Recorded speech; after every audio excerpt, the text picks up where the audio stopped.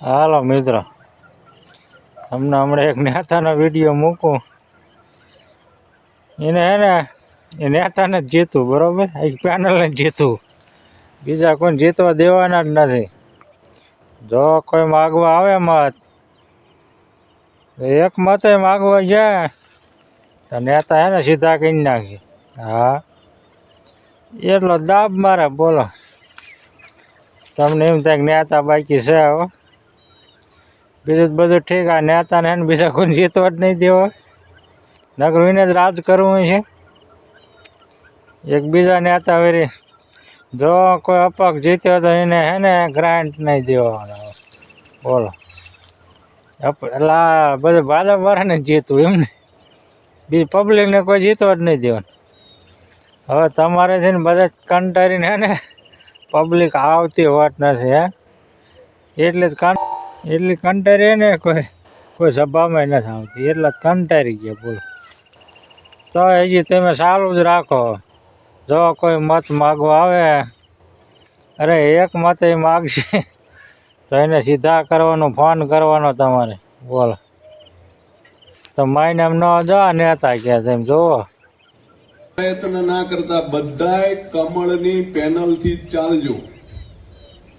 કમળ કમળ ને કમળ. કમળ સિવાય તમને કોઈ કહેવા પણ આવે ને તો મને ફોન કરજો, એટલે આપણે એને સીધો કરી નાખશું.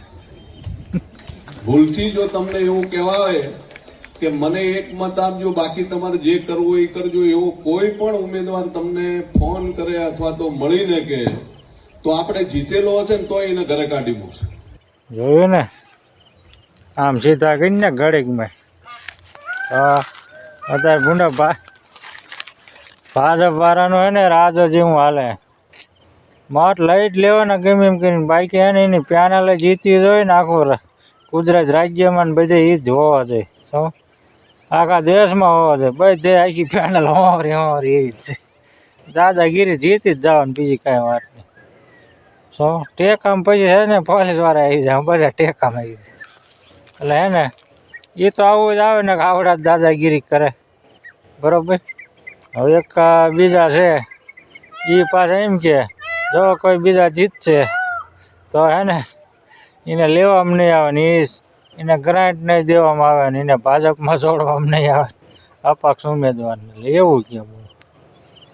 આવું તો દાદાગીરી હાલે. એમાં કોઈ જાય બે હોય જાય, પરાયણે જ મત લઈ લેવા. તેમ જોવો એમને જેટલા પણ આપણે તો એમને વોશ આઉટ કરીશું, પણ જો કદાચ એકાદ પણ જીત્યો ને એને આપણે એક પણ રૂપિયાની ગ્રાન્ટ નહીં આપીએ. હું તમને અહીંયાથી કહું છું કે એક પણ રૂપિયાની આપણે ગ્રાન્ટ નહીં આપીએ.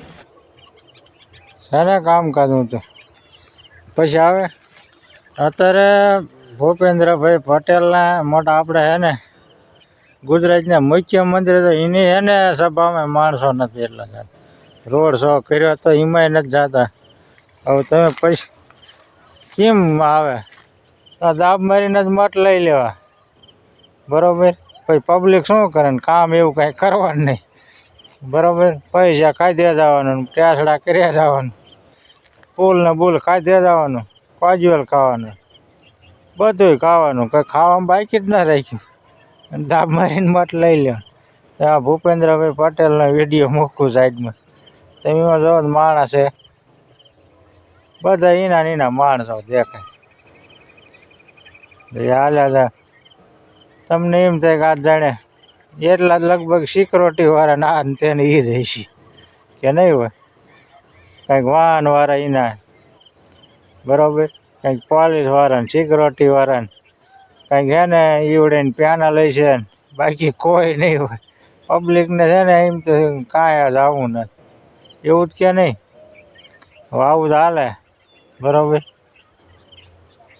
હવે તમે ગોપાલ ઇટાલિયાની સભામાં જુઓ તો તમને એમ થાય કે ના ભાઈ કેટલું માણસો.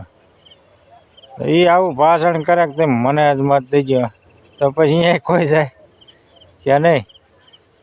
એટલે આવું હાલે. લે બોલો શું તેમ કરો. ગોપાલ ઇટાલિયાનો એ પડકે સાઈડમાં મૂકું વિડીયો એટલે ખબર પડે.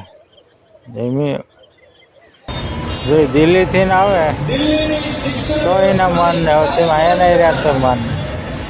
એટલા કંટાળે પબ્લિક આવું જોઈએ ઘરને જ કંટાળે ને બહાર હારા હોય એવું છે એવું ન હોય ઘરના હરખા રહે બધું એટલે એવું સમજી ગયા ને